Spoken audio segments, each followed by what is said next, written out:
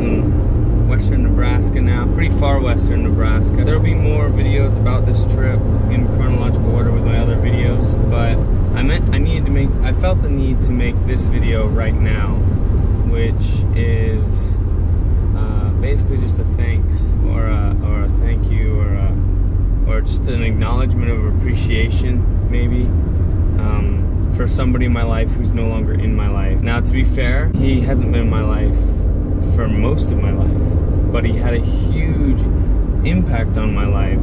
So this video is public on my channel, and so I'm gonna tell a story essentially of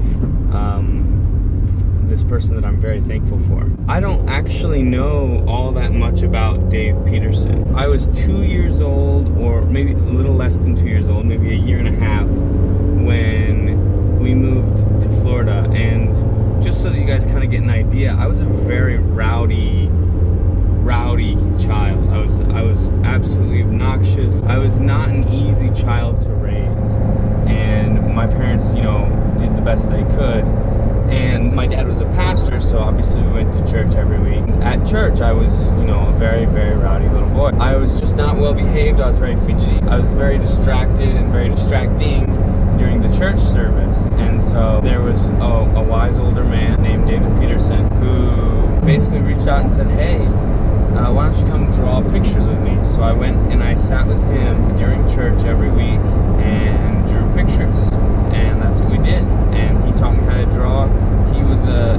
He's an amazing artist. There will be another video later of a drawing that I'm going to do at some point. And throughout that video, there will be a few drawings that he did. And one of the things that's interesting is what we would do is he would have a notebook, a drawing pad, and he would draw a picture on the one side, and I would draw a picture on the other side. And obviously, as a 2, 3, 4, 5, 6, 7-year-old, I wasn't very good, but he would let me draw right next to his beautiful works of art, and sometimes he would let me draw on his works of art.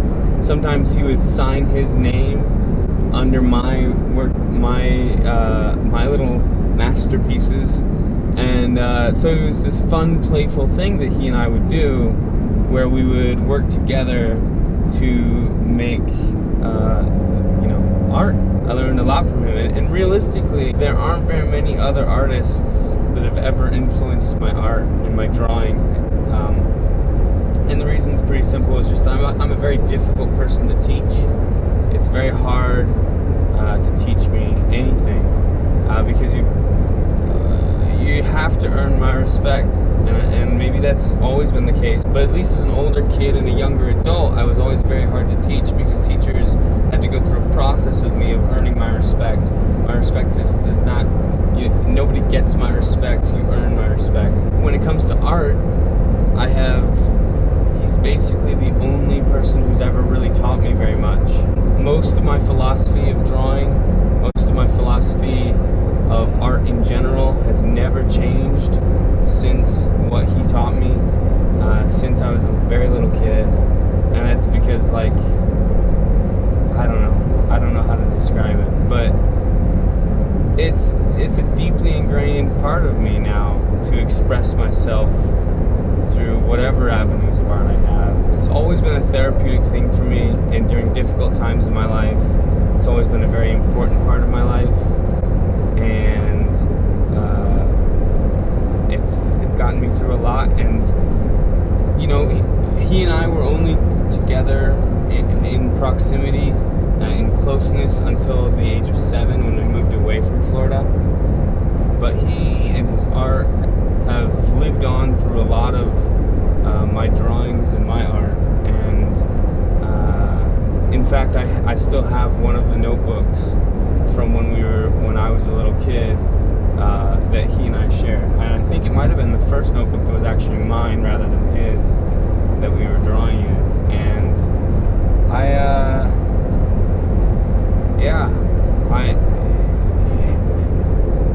sometimes the reason you miss someone isn't because they were with you, and sometimes the reason you love someone isn't because they are with you. Sometimes it's because they've deeply impacted who you became, and in that sense, who they are He's always with you. And so it hurts to know that they're gone. And I didn't know how to express that, and I needed some time to think, and I was gonna spend this week on the road anyway, but instead of kind of doing this trip the way I normally do, I love to do these kinds of trips very leisurely, just a few hours each day, and I had planned it out so that I would have enough days to do that. And but now that I'm actually on the road and I'm thinking, and I'm thinking I might just drive through. I don't really have any desire to stop, really. And even though I was excited, I was gonna do I had planned on doing the Badlands, which I've never been to, and Yellowstone, which I haven't been to in a while. But now that I'm actually on the road, I just want to stay on the road, and yeah, just get there, get to my job as soon as I can. But yeah, I want to say thanks. And I wish I'd ever really gone back to see him as an adult. I really hadn't. I had never expressed that thankfulness as an adult, and like gone back and showed him some of my stuff. And I know he's seen some of my stuff on Instagram and stuff, but I don't know. I should have taken that East Coast road trip sooner. I'm thankful also, though, that I do have a part of him that will continue with me through my art and through my pen drawings and my inks. So I guess that's how it works, right? You gotta be thankful for what you got. I know this channel isn't like this a lot, but I think you'll understand.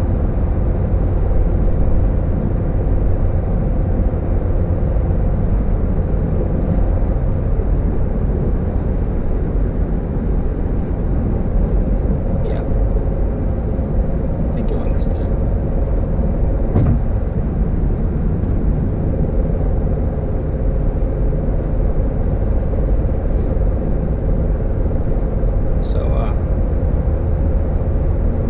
I guess it has a little bit more meaning, but hit that bell, stay well, and I'll see you when I see you.